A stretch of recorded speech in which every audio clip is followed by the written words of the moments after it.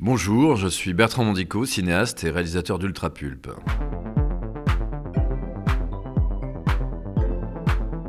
C'est l'histoire d'un film fantastique qui se clôt et dont la réalisatrice ne veut pas terminer le tournage. Donc elle essaye de retenir son actrice avec qui elle était en rupture amoureuse en lui racontant des histoires de cinéma et des histoires de tournage.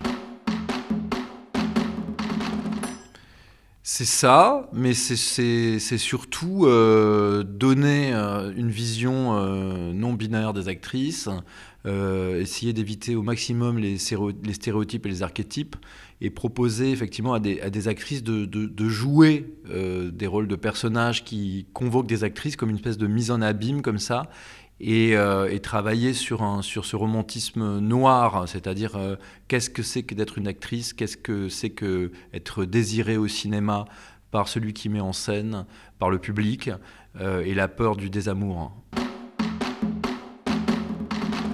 Parce que j'aime les monstres, et il y a une forme de monstruosité dans ce cinéma-là. C'est un cinéma mal aimé, qu'on a tendance à cacher sous le tapis. Alors avec la patine du temps, on peut le faire ressortir, le remettre au goût du jour, mais tout de même c'est censé être le cinéma de mauvais goût. Et moi, ce qui m'intéresse, c'est l'histoire du cinéma dans son entièreté, et les artisans du cinéma qui sont sincères par rapport au médium. Et je trouve que ces cinéastes de série Z sont sincères. Ils font sincèrement du cinéma. Il n'y a aucun cynisme chez eux. Il se trouve qu'ils ont les moyens qu'ils ont et l'imaginaire qu'ils ont. Ils font avec. Mais ils ont envie de raconter des grandes histoires, souvent avec pas grand-chose. Kélina se prête au jeu comme ça, des transformations, au jeu de mise en danger aussi, parce que je lui propose des rôles pas toujours simples. Et ce qui m'intéresse, c'est que de film en film, de lui proposer des personnages qui prennent toujours le contre-pied du précédent, quoi. Donc ça, c'est quelque chose, c'est vraiment un jeu entre nous. Mais c'est la même chose avec Nathalie Richard, qui est aussi très très présente, et puis ou Vima Laponce, voilà, ça fait partie des actrices qui font partie de ma famille en quelque sorte, et leur présence me rassure, quoi, parce qu'elles sont tellement puissantes et fortes que je me sens plus fort avec elles, quoi.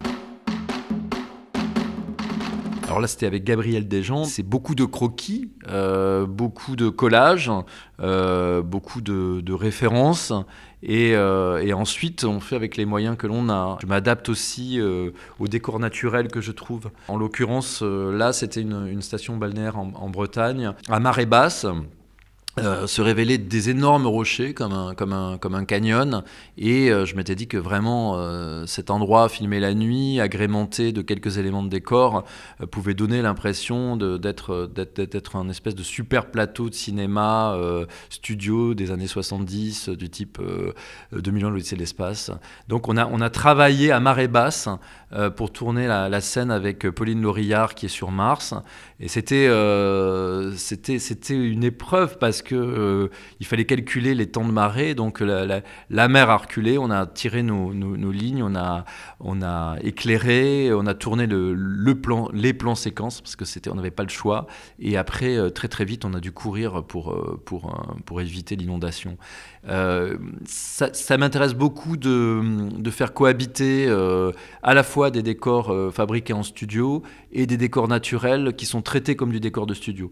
Enfin, perdre le spectateur complètement par rapport à ça, et essayer de trouver une unité dans tous ces décors. Donc il y a une intervention sur tous les décors, et il y a l'idée de faire cohabiter décors naturels et décors fabriqués. Les dialogues sont très très écrits. Je travaille beaucoup sur la musicalité des dialogues. Il y a une forme d'artifice, forcément, parce que c'est très écrit et qu'on n'est pas dans le naturalisme. Ce qui est important pour moi, c'est que quand on répète, c'est que j'entends le texte et j'entends comme il sonne. Et là, je peux écrémer, je peux enlever certains mots qui empêchent la fluidité. Et une fois qu'on s'est mis d'accord sur le texte, donc le texte est affiné, poli, là il faut que les actrices connaissent parfaitement le texte, parce qu'on n'a jamais assez de temps pour tourner, donc il faut que ça aille vite. Les films sont toujours beaucoup plus ambitieux que mes moyens pour les faire, donc je dois aller toujours très très vite. Et donc le texte doit être su, ça doit être une évidence, et à partir de là, c'est l'investissement du corps qui m'intéresse.